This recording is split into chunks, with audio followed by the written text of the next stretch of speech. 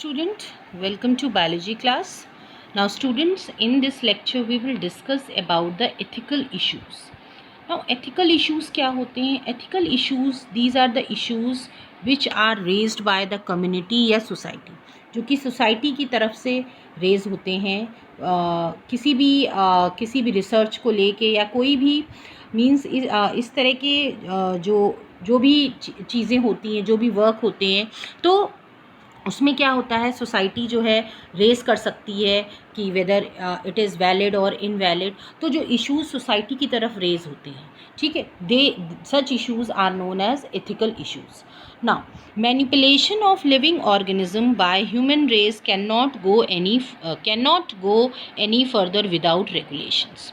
ठीक है, without means जो भी मैनिपुलेशंस होते हैं लिविंग ऑर्गेनिज्म में, मीन्स जो भी हम जेनेटिक या ट्रांसजेनिक एनिमल्स बना रहे हैं, okay, no doubt human is involve in all such things, they require certain regulations. कुछ उनमें रेगुलेशंस होने चाहिए, कुछ मीन्स ऐसा नहीं है कि कोई भी रिसर्च किसी पे भी कर सकता है, नो।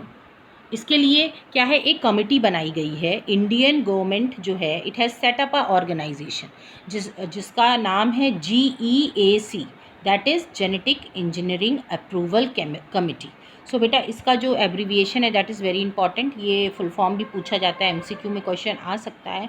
तो एक गवर्नमेंट ने एक कमेटी बनाई है इस तरह के इश्यूज़ को सॉर्ट आउट करने के लिए, और ये जो कमेटी होती है, इस कमेटी के अप्रूवल के बाद ही कोई भी जो भी रिसर्च हो रही है, ठीक है, आपके जेनेटिकली मॉडिफाइड जो ऑर्गेनिज्म बन रहे हैं, जो रिसर्च हो रही है, तो ये कमिटी ही उसको डिसाइड करेगी कि whether that research is valid, okay, और इट इज़ सेफ़। ठीक है, इससे पब्लिक को कोई प्रॉब्लम नहीं है, इससे इन्वायरमेंट भी को कोई भी प्रॉब्लम नहीं है, तभी वो मार्केट में आगे वो इंट्रोड्यूस किया जाएगा या उसको किया जाएगा। मींस उसको या तो हम ये कह सकते हैं उस रिसर्च को कंटिन्यू रखा जाएगा, ओके, अगर उससे कोई भी इश्यूज़ रेज नहीं होंगे। तो ये इस कमेटी का काम है चेक करना, ठीक है, इस कमेटी के अप्रूवल के बाद ही कोई भी चीज़ मार्केट में जाएगी, ओके।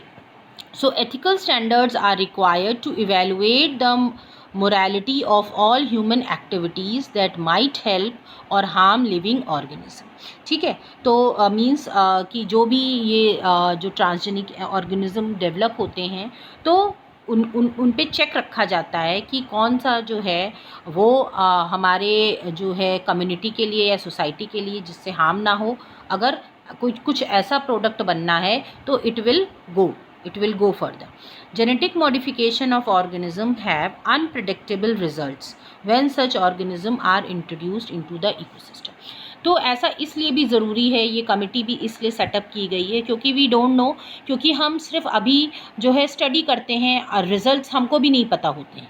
ठीक है, अगर हमको कोई नई चीज़, नया प्रोडक्ट बनाना है, ओके, तो हम उसकी टेस्टिंग करेंगे, ओके, और उसके जो भी उसके बाद जो है मॉडिफिकेशंस के बाद जो रिज़ल्ट्स मिलेंगे, वी डोंट नो कि वो रिज़ल्ट्स जो हैं जो भी हमें मिलेंगे, जो भी जेनेटिकली मॉडिफाइड ऑर्गेनिज्म होंगे, तो वो उनसे क्या हो सकता है, उनसे कुछ अफेक्ट हो, इन्वायरमेंट इकोसिस्टम को भी अफेक्ट हो सकता है, because we have modified the genes. जो भी नॉर्मल फंक्शनिंग थी हमने उसको ऑल्टर कर दिया है, तो मे बी कि इससे कुछ नुकसान हो जाए इकोसिस्टम को जब ये इकोसिस्टम में इंट्रोड्यूस होंगे।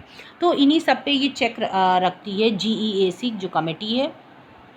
The modification usage of living organism for public services as food and medicine resources, for example, has also created problems with patents। ठीक है, अभी हम इसको नेक्स्ट लेक्चर में पढ़ेंगे, पेटेंट्स एंड बायो पायरेसी क्या होता है।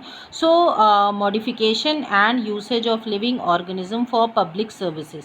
सो बेसिकली जो हम मॉडिफिकेशंस करते हैं उनका बेसिकली दो पर्पस होता है, या तो फूड से रिलेटेड होता है या फिर आपका मेडिसिनल पर्पस होता है।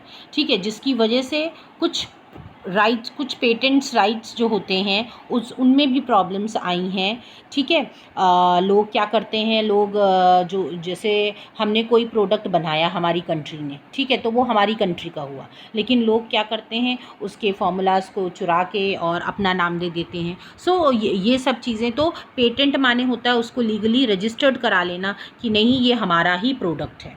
ठीक है, जिसके बारे में अभी हम आगे डिटेल में पढ़ेंगे। जो नेक्स्ट हमारा टॉपिक है that is your bio piracy and bio patent. Okay, तो इसके बारे में हम स्टार्ट करते हैं अपने नेक्स्ट लेक्चर में। This is all student, thank you everybody.